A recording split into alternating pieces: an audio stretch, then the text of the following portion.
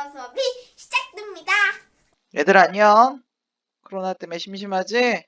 심심하니까 공부해. 자, 지난주에 우리 했던 비문학 인문 8번째 문제 한번 풀었을 거예요. 근데 뭐 기억하고 있는지 모르겠어서 지문 선생님의 설명 다시 한번 하고 나서 그 다음에 문제풀이 해줄 거고요. 그 다음에 오늘은 사회 1강도 지문 설명하고 나서 문제도 한꺼번에 풀어줄 테니까 지문 설명 듣고 나서 문제 한번 풀어보고, 아니 문제 먼저 풀고 나서 그 다음에 선생님한테 지문 설명하고 문제 해설 같이 한번 들어보는 것도 좋을 것 같아요. 자, 그렇게 해서 한번 진행을 해봅시다. 자, 첫 번째 콜버그의 도덕적 단계 이론 기억날 테니까 빨리빨리 간단하게 갑시다. 자, 도덕적 판단이란, 자, 첫 번째 문단에서 도덕적 판단의 개념 정리입니다. 어떤 행위나 의도를 일정한 기준에 따라 좋은 것 혹은 정당한 것으로 판단하는 것, 이게 바로 도덕적 판단이라는 거죠. 그런데 도덕적 판단의 기준은 사람이 성장하면서 달라질 수 있다. 이 단계를 연구한 콜버그라는 사람은 사람들에게 하인즈 딜레마라는 걸 들려주고, 자, 이 하인즈 행동의 옳고 그름에 대한 질문을 합니다. 그리고는 사람들이 대답해서 단순하게 예 혹은 아니오라는 응답에 관심을 둔 것이 아니고 판단 근거를 기준으로, 그러니까 어떻게 이렇게 판단했냐 이런 근거를 기준으로 했다는 얘기예요. 도덕성 발달 단계를 전 관습적 수준, 관습적 수준, 후 관습적 수준의 세 수준으로 나눕니다. 분류. 자, 이렇게 나오면 글 자체가 이 구조로 돼 있어요. 그 다음 문단이 이 구조, 그 다음이 이것, 그 다음이 이것, 이렇게 된다는 얘기죠. 그리고 다시 이를 세분화해서 총 6단계로 구성합니다. 자, 가장 낮은 도덕성 단계. 자, 6단계라 그랬으니까 우리 1, 2, 3, 4 번호 붙여봅시다. 첫 번째 1단계는 전관습적 수준입니다. 자, 이 수준은 판단의 기준이 오로지 행위자의 위치는 직접적 결과와, 아이고, 이거 미안. 결과와 연관되어 있기 때문에 자기중심적 단계, 자기중심적인 단계, 아주 자기중심적인 단계, 첫 번째 단계이죠. 자, 다시 이 수준은 다시 두 단계로 구성됩니다. 가장 낮은 도덕성이 1단계에서 판단의 기준은 처벌. 예, 요게 여기로 와야 되겠다. 그치? 처벌 1단계. 1단계의 가장 핵심은 처벌. 그 다음 벌을 받으면 나쁜 것, 칭찬받으면 좋은 것. 2단계, 두 번째 2단계 들어갑니다. 2단계의 핵심은 뭐예요? 이익, 자신의 이익. 자, 1단계에서는 처벌이 기준이었고요. 2단계에서는 이익이 기준이 돼요. 즉 욕망을 충족하는 것이 옳다. 그러니까 1단계에서는 칭찬받으면 맞다. 2단계는 내 마음에 들면 맞다. 이런 정도로 해석하면 되겠지. 자, 했던 거니까 빨리 가는 거예요. 이 수준을 넘어서면 대다수의 사람들이 속하는 관습적 수준. 자, 관습이라는 것 자체가 뭐예요? 사람들이 일반적으로 행하는 그 지금까지 이어온 것들이잖아. 이 수준에 다다르게 된대요. 이 수준에서는 행위자에게 미친 결과를 고려하는 것에서 벗어나. 네, 행위자에게 미친 결과 이거 아닌 거야. 이거에서 벗어나는 거야. 사회 집단이나 국가의 기대를 따르게 되는. 그러니까 이게 관습인 거지. 관습을 따르게 되는 거죠. 이 수준의 첫 단계인 3단계에서는 자신이 속한 사회 구성원들이 동의하는 것. 자, 사회 구성원들이 동의하는 것. 요게 몇 번? 세 번째 단계입니다. 안 넘어왔냐? 색깔이. 세 번째 단계. 사회 구성원들이 동의하는 것. 사회 구성원들이 이거 좋대. 그럼 좋은 거야. 자, 즉 사회에 속한 사람들이 추구하는 것이 도덕적 판단의 기준이 되는 것이고요. 4단계에 이르면 모든 잘잘못이 법에 의해 판단되어야 한다. 법. 법의 중심, 법치주의가 들어가는 게 4단계가 되는 거죠. 자, 즉 질서 유지를 위한 법의 준수가 도덕적 판단의 기준, 이렇게 된다는 얘기입니다. 예, 법보다 더 위에 있는 도덕적 판단이 있다는 얘기야. 콜버그가 판단했던 거. 자, 이제 다음으로 갑니다. 자, 이 관습적 수준을 넘어서면 후관습적 수준에 도달한다 이거지. 이 수준은 자신의 가치관과 도덕적 원칙이 자신이 속한 집단과 별개임. 즉, 자신의 가치관과 도덕적 원칙이라는 것은 집단하고는 별개란 얘기예요. 개인적인 거란 얘기지. 집단을 넘어 개인의 양심. 이게 포인트야.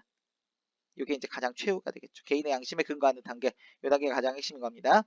후관습적 기준의 첫 번째 단계인 5단계에 이르면 법의 합리성이 도덕적 판단의 기준. 자, 다섯 번째. 법의 합리성입니다. 이건 그럼 위에 있는 법의 준수랑 뭐가 다르냐면, 자, 다음 보세요. 법이 합리적이지 못할 경우 법적으로는 잘못이지만 도덕적으로 옳다고 판단하는 것. 여기 보여요? 법적으로는 잘못됐지만 도덕적으로는 옳다고 판단하는 것. 잘못된 법도 있을 수 있으니까. 우리 모두 다 소크라테스가 아니니까. 자, 6단계에 이르면 도덕적 판단은 스스로 선택한 양심의 결정을 따르는 것. 가장 마지막 단계예요. 여섯 번째 단계 뭐예요? 양심의 결정. 따라서 법이나 관습 같은 제약을 넘어 인간 존엄, 생명 존중 같은 본질적 가치가 중요한 판단의 기준이 있는데요. 이게 가장 최후의 가치라고 판단한 거야. 누가? 콜버그란 사람이. 자, 마지막 문단 봅시다. 콜버그 이론의 특징으로 우선 같은 거 나오면 항상 번호를 체크하시는 게 편하다고 했어. 1번 인간의 도덕적 발달이 단계에 따라 순차적으로 이루어진다고 보았다. 여기 하나 첫 번째 얘기죠. 즉 같은 얘기예요. 사람은 각 단계를 순서대로 거쳐간다. 그리고 플러스 2번 도덕성 발달은 두 번째 자기 수준보다 높은 도덕적 난제를 스스로 해결하는 과정에서 이루어진다고 보았다는 점. 이렇게 두 가지가 콜버그 이론의 특징이란 얘기예요. 자, 마지막으로 이러한 콜버그 이론은 도덕성 발달을 이끌어주는 유용한 도덕교육의 틀을 제시했다는 점에서 가치가 있다. 이거 뭐예요? 틀을 제시했다. 이게 바로 콜버그 이론의 의의 되겠네. 이렇게 정리를 해놓고 문제로 가봅시다. 첫 번째 문제 윗글에 대한 설명으로 가장 적절한 거.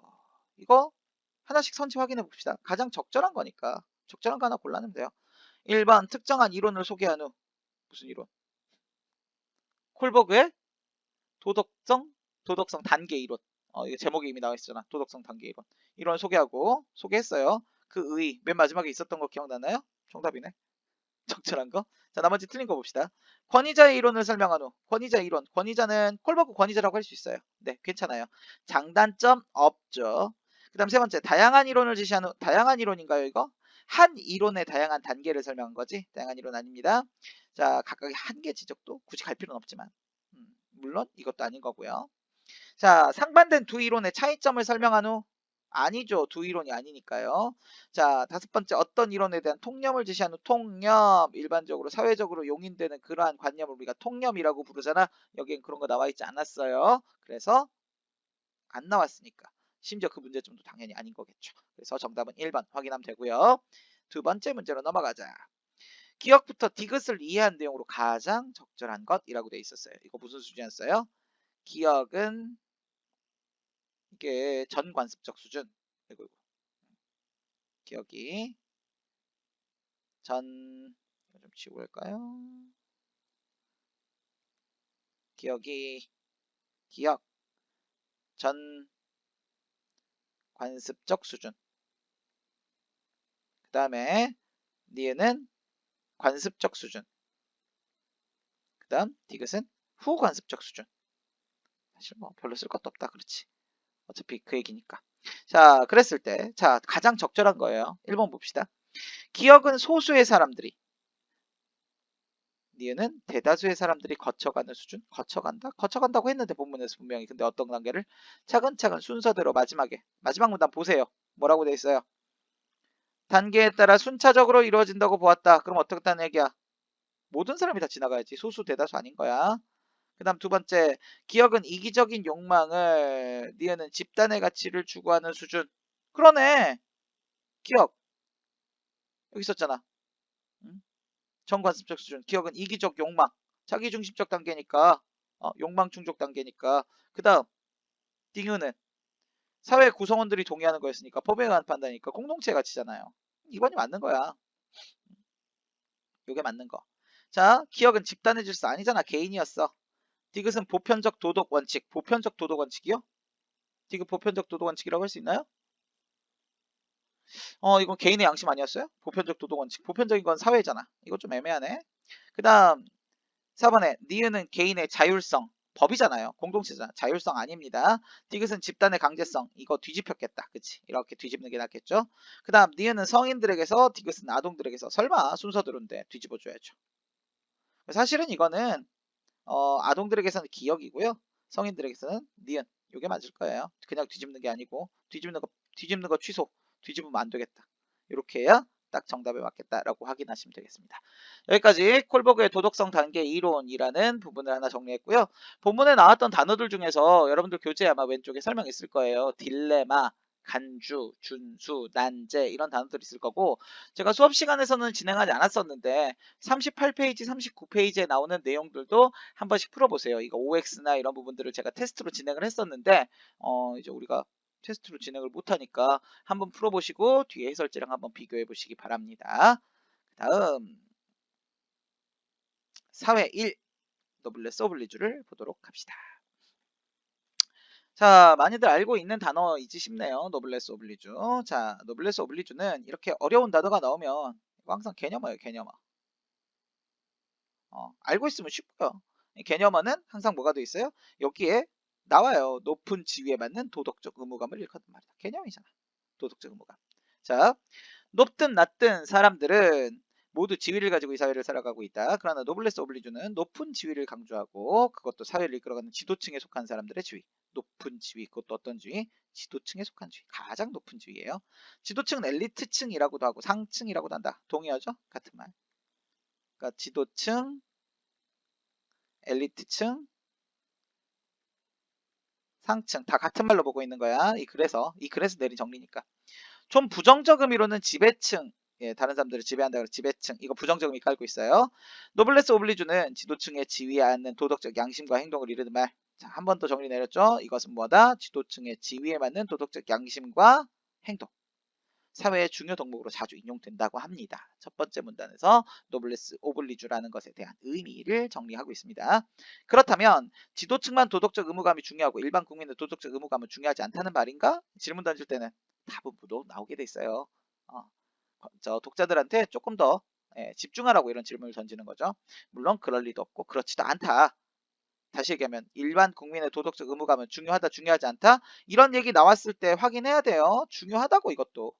도덕적 의무감은 지위가 높든 낮든 다 중요해요. 사회는 도덕체계다라는 말처럼 사회가 존속하고 지속되는 것은 기본적으로 법 때문이 아니라 도덕 때문, 법 아니라 도덕이 사회를 지속시키는 원동력이란 얘기죠.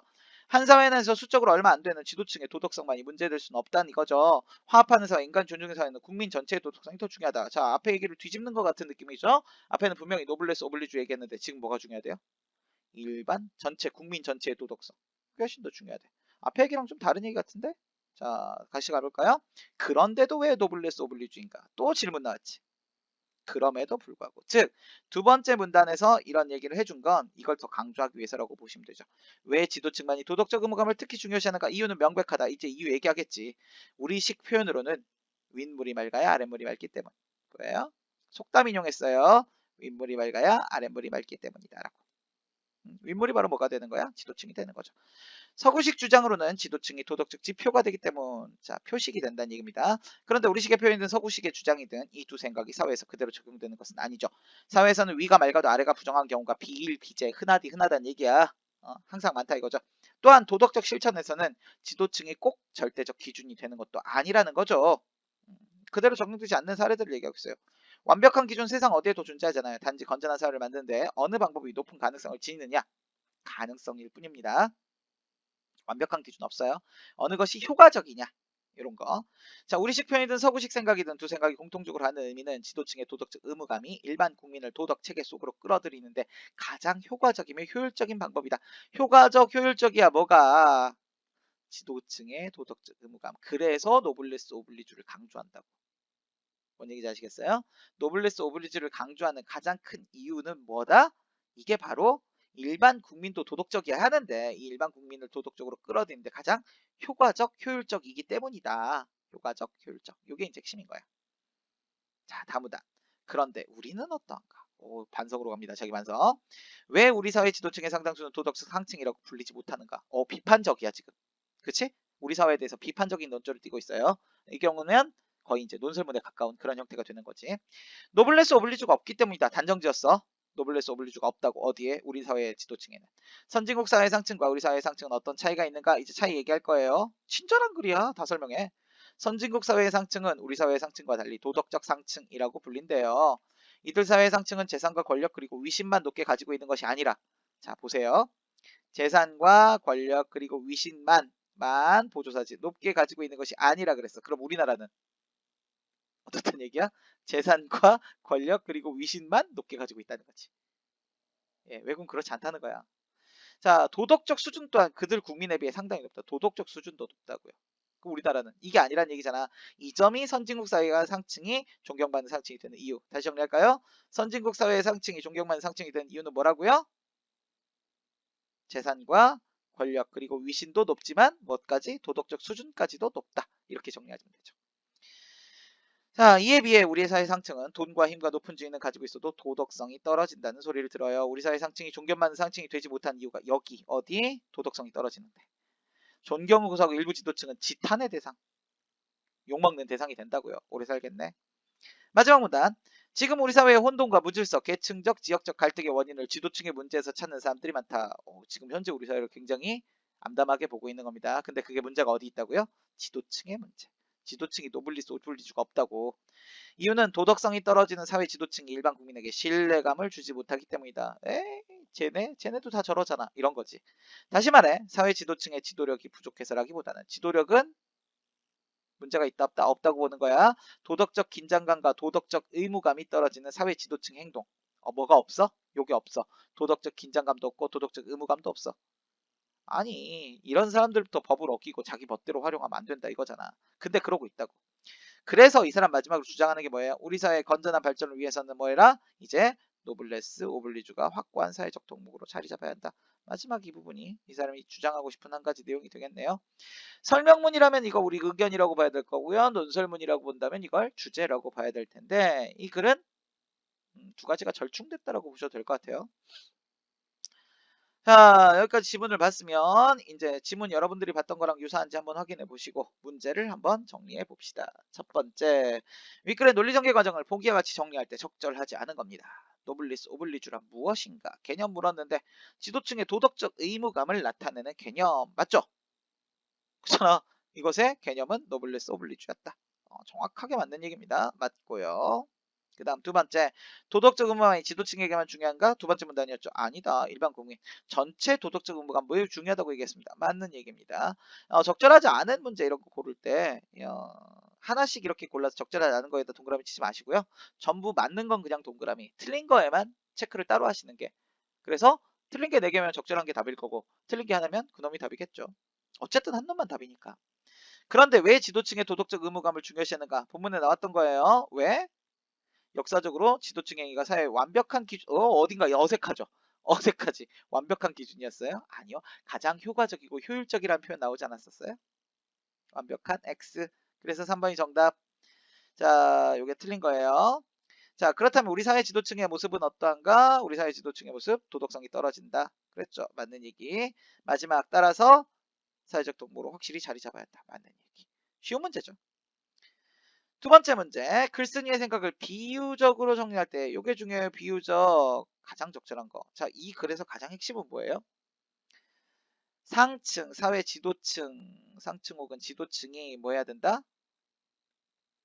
도덕적으로, 그러니까 돈과 권력만 있는 게 아니라 도덕적으로도 도덕성도 우월해야 된다는 얘기야. 도덕적으로 우위를 점하고 있어야지 이 사람들이 앞서 나가야 된다고. 우리 먼저 앞에 나가서 하는 거 뭐라 그래? 솔선수범이라고 하지. 솔선수범. 즉 이 사람들이 뭐 해라? 솔선수범해야 한다. 어머? 솔선수범이란 단어가 있네 아예. 그럼 맞을까? 맞는 거 볼까요? 솔선수범. 집안이 바로 서기 위해서 집안의 어른이 솔선수범해야 한다. 이 집안은 뭐라고 얘기할 수 있어요? 사회. 집안의 어른은 지도층. 딱 맞아 떨어지네. 이놈이 정답. 자, 2번 봅시다. 수강생들의 실력이 향상되기 위해서 강사의 실력이 좋아야 한다. 강사와 수강생의 관계 사회적 지도층이에요? 아니에요.